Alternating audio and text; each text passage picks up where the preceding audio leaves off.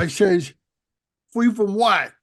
So It's too much maintenance. it really is. Walking up with the sweet permed pompadour. He looks like he stepped off stage with the Stray Cats. Ew.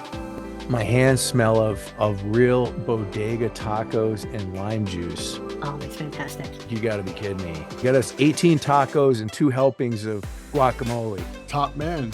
Welcome, all you Sheehanites, to another episode of Sheehan Is Dead Comics. You're yeah. very fashionable tonight. And be sure to like and give us a thumbs up. It helps Please. the channel. Look at our back catalog. We've had a lot of awesome guests. It's always interesting. I always get a kick out of couples that are team up and do things together. Like ElfQuest was that way back in the day. Toddler. Bud.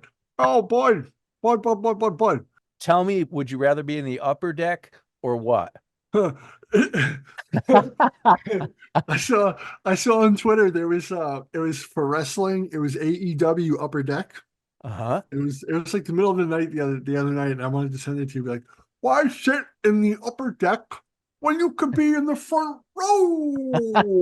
Right, like that. What is bravura, Bud? And speaking of Bud, I started listening this morning. It was from I think it's like January 19th, where Rob talks about John Byrne like eviscerating Jack Kirby, Dave Cockrum.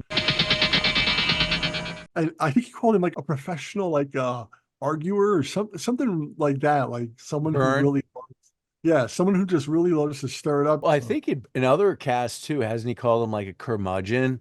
Yeah, but like what he said, it was almost the equivalent of calling someone a professional arguer. Hey, Darth Vader's on the phone. and they knew exactly who I was talking about. and I would say it loud like that. Hey, Darth Vader's on the telephone. So she heard you. Oh, yeah. That's Rich. Tomorrow he is going to be talking about how Deadpool and Wolverine just became the largest trailer drop ever. Swaggle's like, oh man, because like all the speculators are going crazy now. And I also saw a rando on Twitter was like, oh man, issue blah blah blah. I think of Secret Wars, one of the commercials going for like stupid money now because it was in that stupid trailer. Let me share my screen here. Let's see that mean Fu Manchu. Okay, so this is crazy. That's not even graded. Yeah, well, that's crazy. So I was just randomly pulling up cover price back in the peak of the COVID thing. Some jamoke spent $16,800 on a 9.9 of this, and a 9.8. Guess what it goes for? $486. What? Yeah. So there's been 3 10s that have sold at most for 14 grand. There has been a 9.9 that sold for 16.8 in September of 2021. But most recently, 9.8s are selling for less than $500. And then this guy's got a raw one on eBay for $4,000. And honestly, I'm looking here at the spine. You can see ticks and stuff.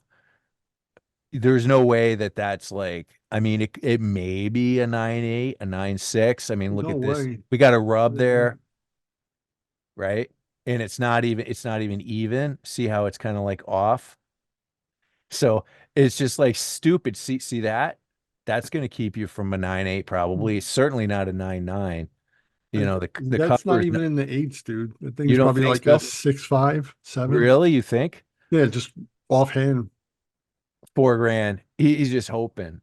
So anyway, it just was like silly business. Thank you for showing that, because this is even with all this criticism of CGC, and there was that get off my lawn guy. I sent you the video 2 weeks ago, and he went after Swagglehorse a little bit, and Swagglehorse responded and said, you know what, the guy gave me facts and logic, and he was right. But that was regards the selling of collections.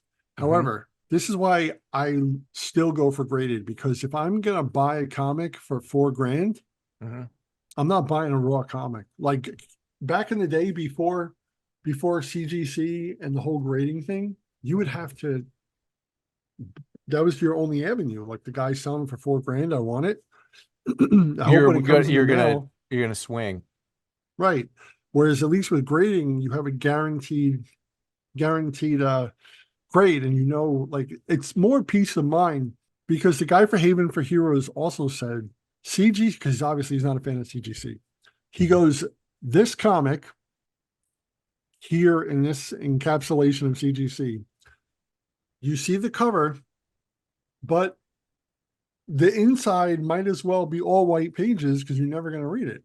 I'm like, you know what? That's a really interesting thought. It is a bummer. It is a bummer a little bit. Right.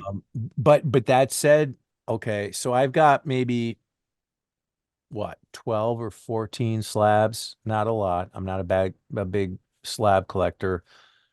And I've got like 1,400 unslab. But here's the thing, I don't read the unslabbed ones either. So in thought, it seems like a good idea, but at the end of the day, I don't read them, and maybe there are people who do. I mean, everyone collects differently. I like seeing them in the box and going through them and pulling them out and seeing them in consecutive order and looking at. I'm kind of a cover guy, I guess. I like the covers. I don't really, if I'm going to read it, I guess I'd rather read it in an app online. So speaking of Swaggle, he had an interesting episode that you may have seen back in January, and he made his predictions for 2024 and or announcements. So one of the things that's interesting to me is apparently CGC is going to get into pulp magazine grading. Yeah, here, I'm going to switch cameras. So I'm kind of psyched about it, potentially. This could be cool. I don't know. Like if they're going to accept everything, but this to me is a pulp. So this is a 1959 science fiction pulp. And I have a bunch of them that I've just kind of set aside. I've just kind of gotten with other things over the years and haven't done much, but I'm kind of excited to see what'll happen, because there is a lot of history. A lot of the most famous science fiction writers back in the 50s and the 60s, Philip K. Dick being one example. I mean, Isaac Asimov, Robert Heinlein, Dune. Okay. Dune was serialized in pulps before it became a book, and he couldn't sell the book for years. No one wanted to do the novelization. Some of the artwork on these earlier covers are just super fun. So apparently CGC is going to delve into these waters, and I'm kind of psyched about it. It'll be interesting to see how that goes. And then I like that cover. Final Weapon. The artist is like a nobody, but the cover is great. And then this one is just kind of like really kind of a dynamic. So that's 1954, April 1954. It's weird. It's just funky and weird. It's like 70 years old. Yeah. I mean, and it goes back. I mean, like Argosy is basically 100 years old now, or getting close to it. Some of it started in the late 20s and into the early 30s. So that was one thing that he announced. Another thing that he said, this is speculation now. So what do you think? He said that he thinks that speculation is going to come back into the market in 2024. What do you think? I don't know if it kind of slowed down, but yeah, I can see it. Like I said, like I mentioned about the Deadpool thing with the comic in the sand, like, oh, I need that. People going nuts. Then the Ultimate Comics, Ultimate Spider-Man has sold out, #1. Ultimate Black Panther has sold out. People are flipping it on eBay and going crazy for it. Now, is this current stuff or what is this stuff? Yeah. Yeah, this is the Jonathan Hickman reintroduction of the Ultimate Universe. So there was one in the early 2000s, then eventually they kind of just threw that away. Yeah, when I see Ultimate on any comic, I immediately just think of it as useless. Well, back then, Ultimate Spider-Man and Ultimate X-Men were like the coolest thing on earth because they were retellings with the origins of the characters, but with a modern twist. But they didn't hold up, though, did they? They did for a period, and they were very popular. And like the covers were like this high gloss, and it just they were so dynamic. The covers for Ultimate Spider-Man, Ultimate X-Men, and stuff. So how are they considered now? I mean, are they considered to be worthy, or are they just one more thing? They've kind of gone by the wayside, though.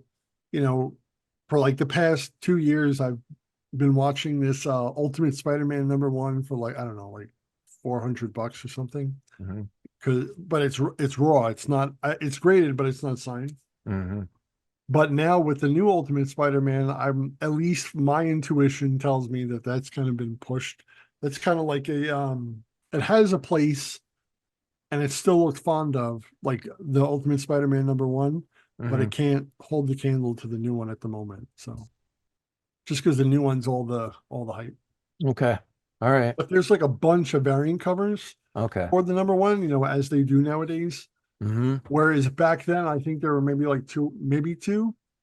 So And don't necessarily just, my just categorically thinking that Ultimate is garbage. That's not necessarily the way to approach it. right. It may not be like, it's certainly not in the category of Hulk 181, but it's Yeah, no. But Like my friend Jordan, he's 20, what, 23? 22, 23, and he loves Ultimate Spider-Man. okay. So he's like all about it. We talk from time to time. It's new all over again. Yeah, for him, it's new all over again. So for Yeah. someone like him, you could give them Ultimate Spider-Man, and without all the crush of continuity from the 1960s to now, and they can like pick right up. Okay. All right. But the thing is even myself, like I was just speculating mentally with my imagination when Ultimate Spider-Man came out, when it was like you could do one of the covers was like Peter and MJ and their two kids. You could pre-order it, I think, for like 110 off eBay from some seller. Someone else had the black Spidey, and for whatever reason, I mean, it's held up even now. Like that Secret Wars, like people love Spider-Man in the black costume. Yeah, right. So I was like, man, if I was to buy one of these, I'd probably buy that graded one because it's like $200 on eBay. It's him in the black suit, Right. but there's like a bunch of variant covers. So it's like, which variant cover is going to sway the market? So it's kind of like really, like Robbie says, playing the ponies, especially with the variants, because it's kind of like in horse racing, you could do an exacta, which is when you do like two horses, and you can do like a straight exacta, like the 2 and 5 horse will come in first and second, or you can do them box, so either one. Then you can do a triple, like a pick 4, 5, 6.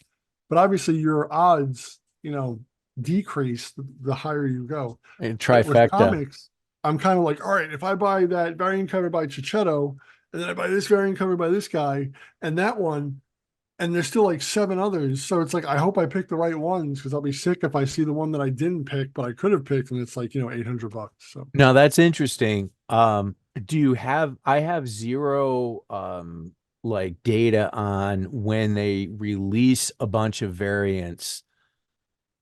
My feeling, my initial feeling, and again, having no data on it to back it up, but my blink is just like, I feel like they're all equally kind of semi diluted because there's X number of variants. Do they typically have like a front runner? There's one variant that is like the one, and the others are all kind of like useless?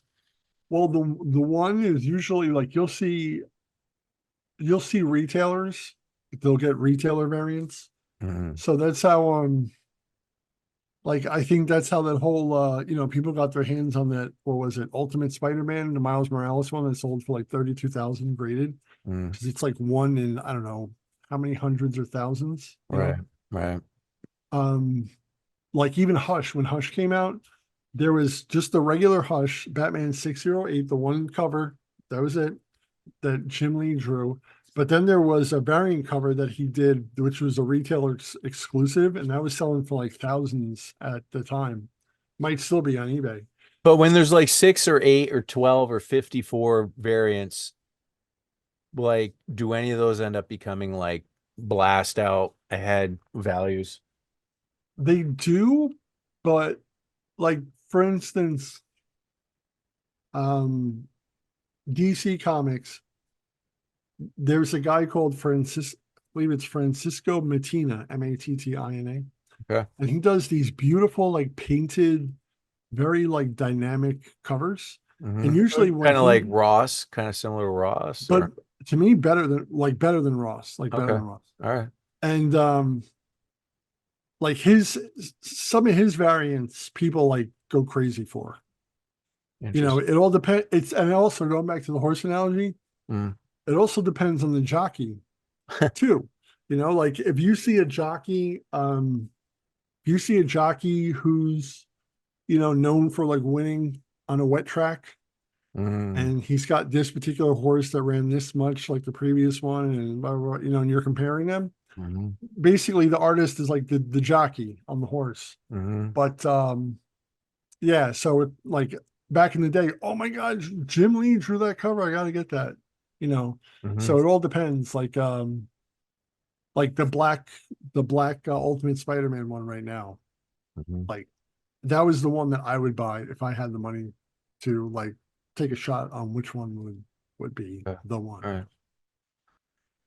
Yeah, I kind of get annoyed by the variant thing. I can understand that there's like if you're an investor or a collector in a certain way, um, but I don't even. It just is like a whole other level of needing to get into it that I don't want to. Right, right. Uh, so not to knock it, not saying it's good or bad. Just I'm saying, oh my goodness, it's like I want to do this because I enjoy it. I don't want to do for more work, huh? Right. Now, me personally, I'm the type of guy where if there's like 10 variants, 10 variants, I want the newsstand one, the one that Yeah, is yeah, the A cover, I agree with that. right? Yeah. So if I'm gonna go, unless I know that like one of them might, because the artist is so and so, and this is like the, you know, it could be the hottest thing, and I want to go down that road. But otherwise, I just want the newsstand cover that you'll find at most comic shops. So, Yeah. Yeah. I like that. That makes sense. So mhm. one of the other things that Swaggle said is he said that this is going to be a wall book year. A What do wall you book, what? A wall book year. So this will be a year where people are buying wall books again. What do you think? Yeah, well, look at the Ultimate Spider-Man. Like retailers, once they started going for like $30 and plus, you know, retailers started pulling them off the rack and putting them on the wall. Mm-hmm. Mm-hmm. And that's a current example. So do you think that might be a fair assessment? Yeah, especially with the Ultimate stuff coming out. I knew Ultimate Spider-Man was coming out. And I didn't know the Ultimate Black Panther, and I don't know what else is planned to come out Mm-hmm. from Jonathan Hickman Ultimate Universe. So, but whatever it is, I would scoop it up if I was going to speculate on it. Okay. Fair enough. Um, of course, he said he feels like CBCS has a chance to maybe, capitalize on all this nonsense with CGC. You do, from what you've seen so far, has CGC been playing this to the best of their ability, or have they mishandled it? I mean, like, are they doing the best they can with a bad situation, I or think so. I yeah, think so. Like the interviews that I've seen, like even when he had that one guy on, they're the lawyer, basically, was it the lawyer episode that you saw? I believe so. Yeah.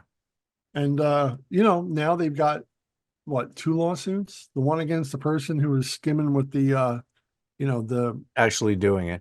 right. And then there was the employee and I think his Oh yeah. wife or Yeah, something yeah, yeah. Right. who were doing some other shady thing where I don't know, stealing comics that were sent in for grading. Yeah, they basically were. They were skimming off the top and then getting them graded and doing whatever. Right. So Yeah. those at least they've acted quickly to like show, hey, we're taking you serious. Mhm. But I also saw, I forgot the guy's channel, but he had on the two guys who more or less were right there at the beginning with CBCS, Oh, okay. and you know, basically how more or less the market is ripe for them to you know, show like we're the trusted brand. Hmm. Like we're just as trusted, if not more. You don't have to worry about this at CBCS. Would you buy a CBCS or whatever their brand name is slab?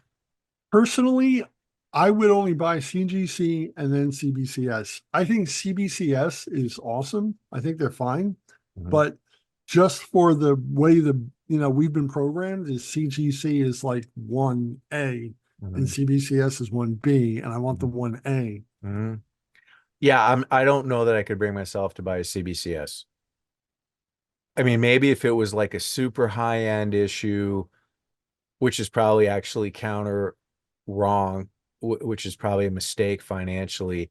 But like if I was so desirous of a certain book and I could not afford the CGC graded one and I wanted something slabbed and I could afford the CBCS, maybe I would do it. My emotional side says yes on that. My intellectual and financial voice says big mistake.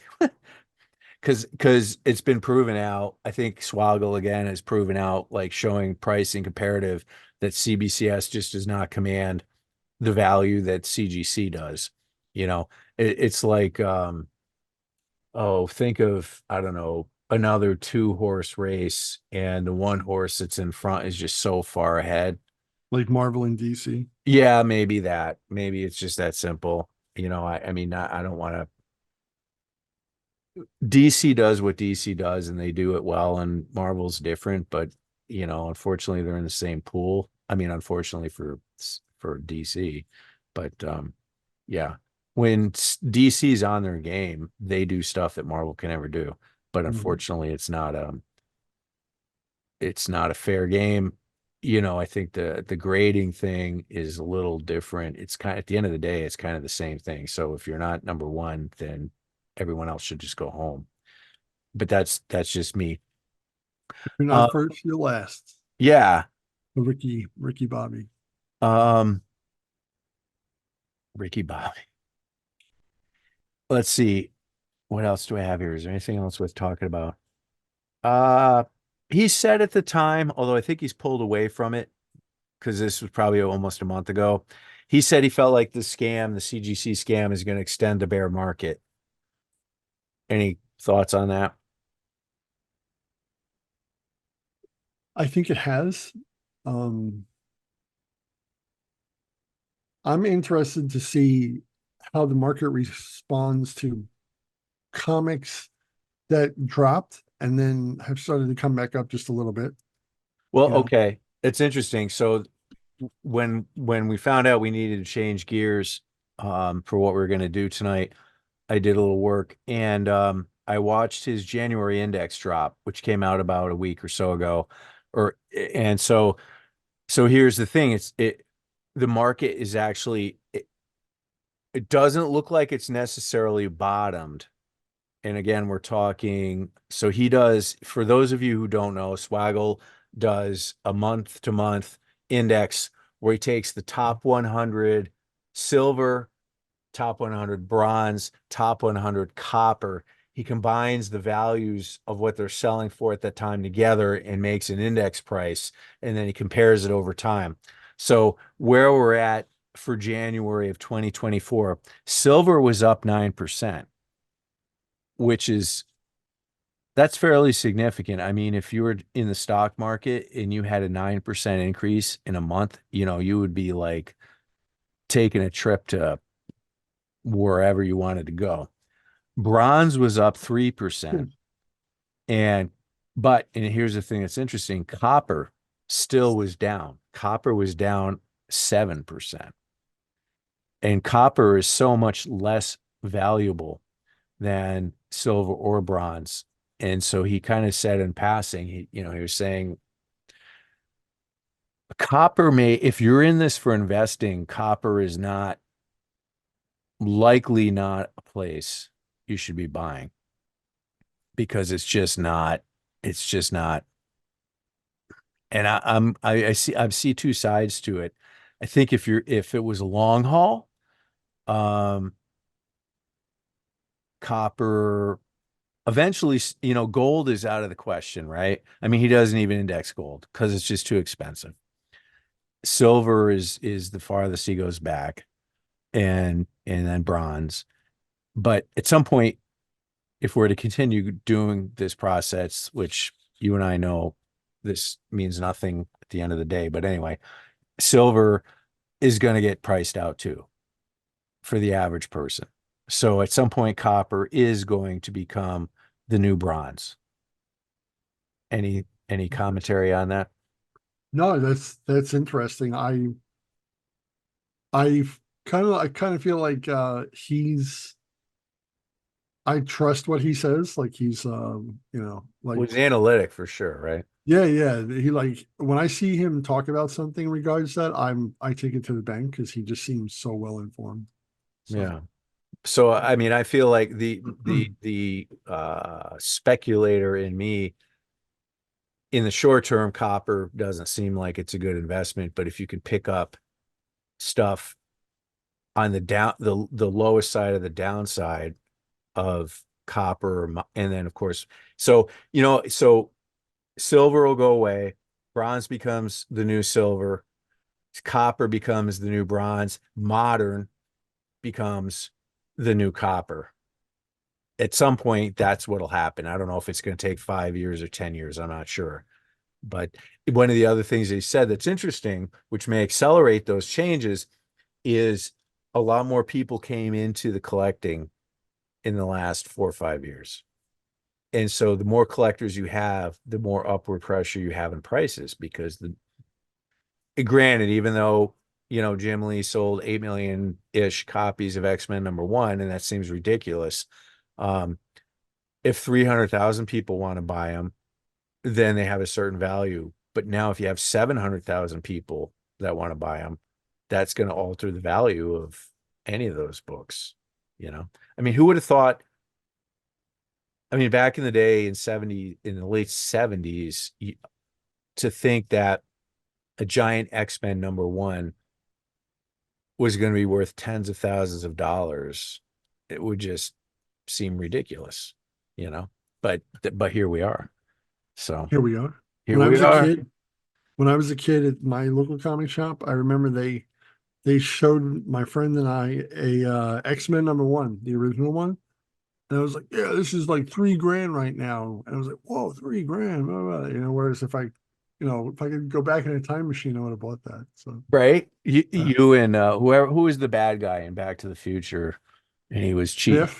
Biff was cheating at the races. I bought up all the X-Men #1s. Okay, so there's that. We'll see how that plays out. The good news is, or the potential good news, it seems like things are correcting. They're finished correcting off of the nonsense from COVID, and that's good.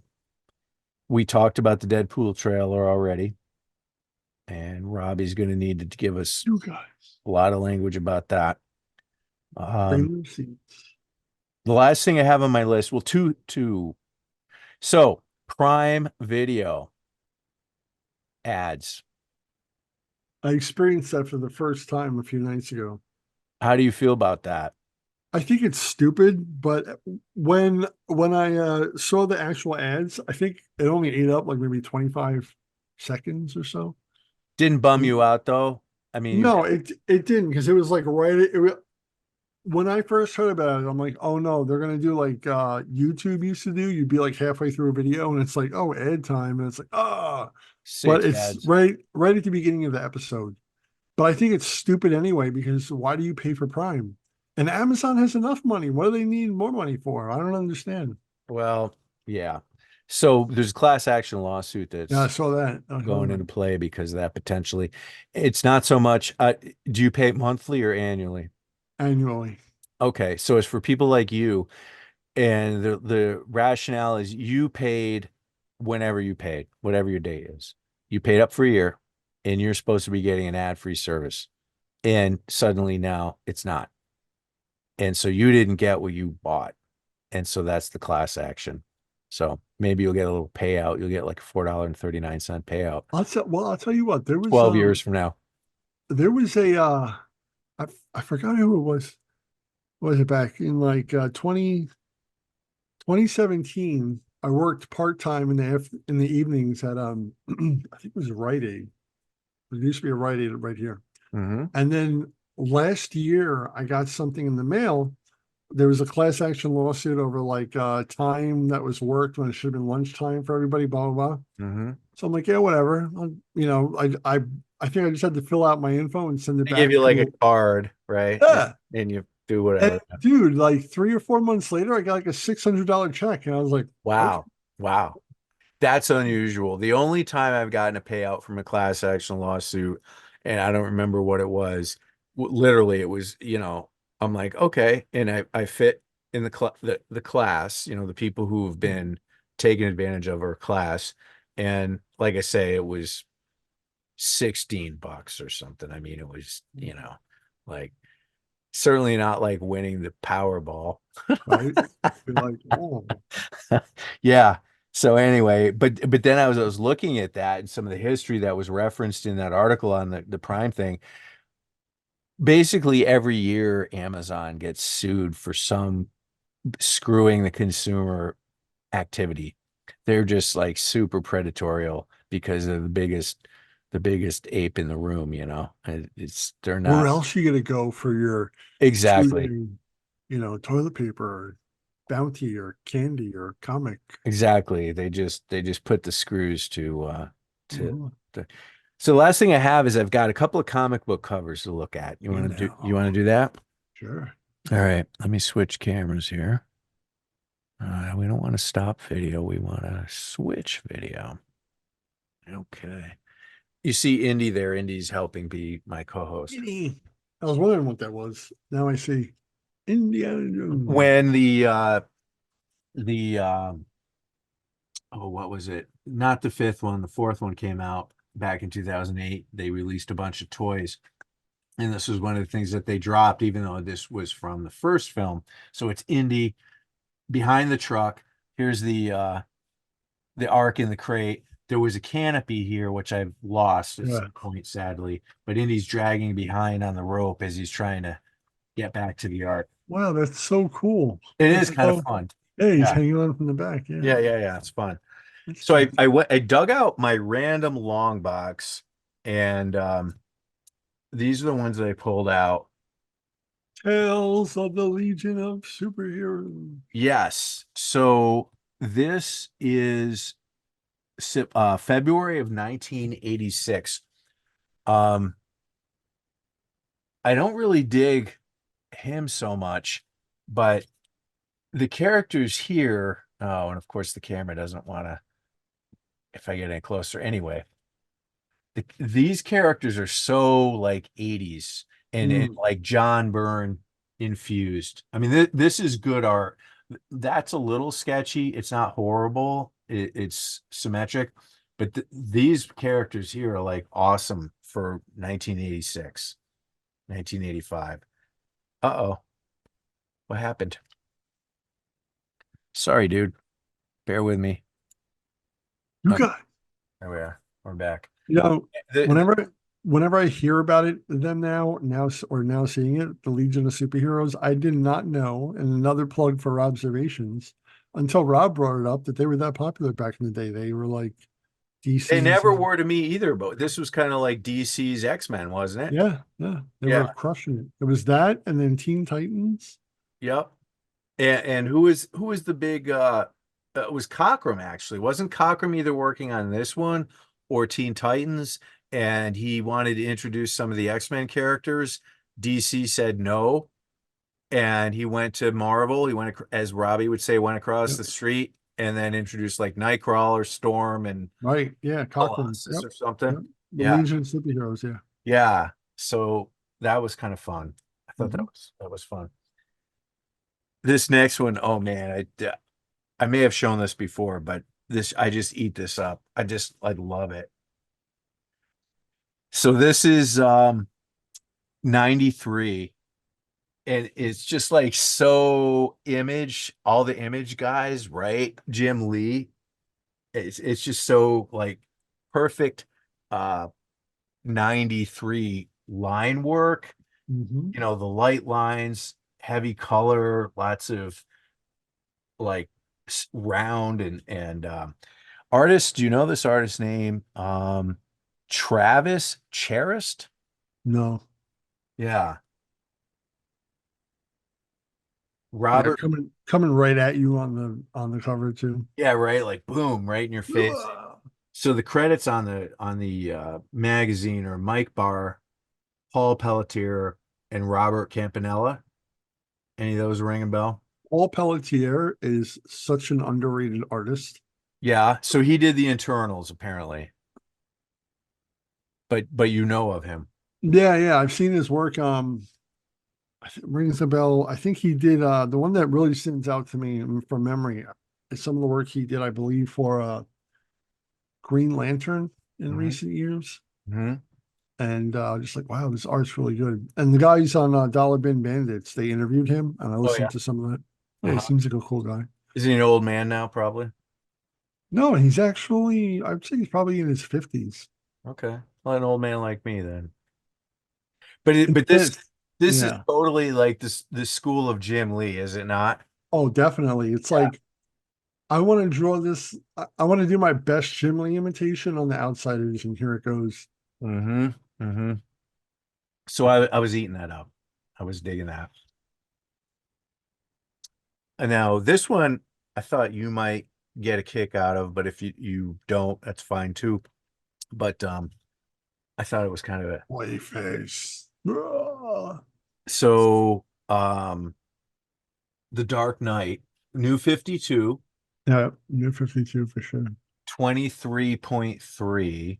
So let's see, what was this now? We've jumped now to 2013. And it's lenticular. It Oh, You can't really see because it's in the bag, but it's a lenticular cover, and of course, which is fun. So both of the names are ethnic, and I'm not really sure how to pronounce Guillaume March, Guillaume March. Yep. Guillaume, Yep. Guillaume March, and Tome Moret. Maury. Yeah. Moray. Yeah, he's an awesome colorist. Okay. Yeah. Yeah. So that was kind of fun. The lenticular part, it's hard to see here, but you got bats. He's like chained up, Nice. and Clayface is like gonna wail on him or something. And probably it doesn't, it's not a great lenticular. As far as the lenticular quality, it's not the greatest. They didn't do a great job with it, but it is that plasticky um lenticular cover, which is just still kind of fun. And then the last one, I saved the best for last for me anyway. People. No. Close. Cyber Force. Top Cow. Bro. That's Silvestri, eh? Silvestri's studio. Finch. I didn't write his first name down. I should Oh, have. Dave Finch. Yeah. Okay, so this is August of '96, and it's foil. And Oh, yeah. it's foil. Oh, yeah. So Finch, and then Gorder is the inker. Does that ring a bell? No, Again, no. I should have On written my it. head. I'm in love with that cover, though. I know, isn't it? It's just again, it's definitely Jim Lee. I was like, wait a minute, I don't think Jim Lee ran Top Cow, but this looks Jim Lee. And it's Silvestri's production house, but from the early '90s. And I don't, dude, no, I don't even know. Like the Cyber Forces, the Youngbloods, the Wildcats, this, the that. I don't is know. any of it even matter? Yeah, I don't even know what the stories are. I just know the art. Yeah. But look, I mean, this could be right So, here. She could be from the X-Men. yeah, the Jim X. Psylocke. Yes, right? Totally. Yeah. Dude, if I saw that on the stand in 1996, I would have ate that up. Yeah. You know, you do end up kind of like just connecting or like having the sweetest spot for the stuff that you read at a certain point. Well, even now, not just that, but it's also I'm getting the filler that I didn't even know was there. Like I wasn't as tuned in, Mhm.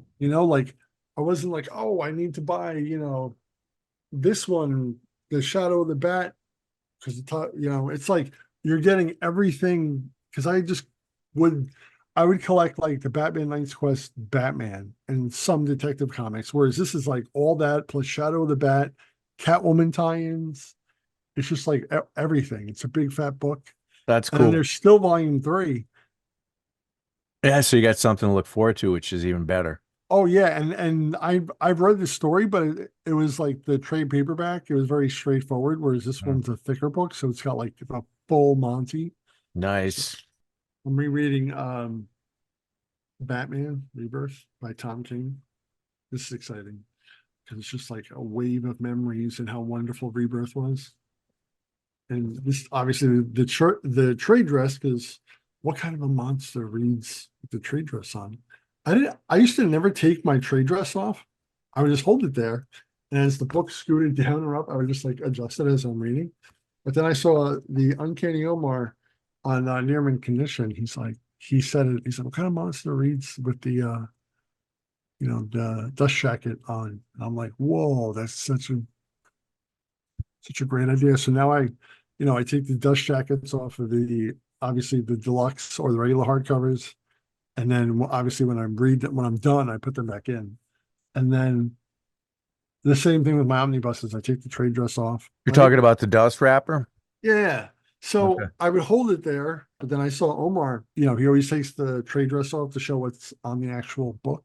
Mhm. And he's like, what kind of monster, would read with the trade dress still on? And I'm like, oh, that's me. Here's the thing. It's not a universal rule, I would say. If the dust wrapper is glossy and is plasticized, you're not going to hurt it unless you're like bunging it up, by putting it on your lap or whatever. But be mindful, if you have a glossy cover on the book itself and you can wipe it down, no worries. Then take the wrapper off and hold the book. But if the book has a matte finish paper on it, the oil from your fingers are going to get into that and you will never get them out of that. So it's better to use the wrapper on it than it is to put it on the book. Or A lot of older books especially from like the 20s and the 30s, the dust jackets are rare because people would buy the book, take it out of the bookstore, take the wrapper off, throw it away, and just read the book. And so the dust jacket is lost for forever. And so to find those books, with the dust jacket increases the value. A vintage or antique book with the dust jacket, the original dust jacket, is worth so much more than the book without it. It's kind of like a 9.8 comic. I get a kick out of the watch history. It's like Barbie, Chernobyl, being Mary Tyler Moore, then it's like Batman, Raging Bull, and just it's just all intermittent. And I'm like, yeah, it's funny. I'm a Renaissance man, Indeed you are. Indeed you are.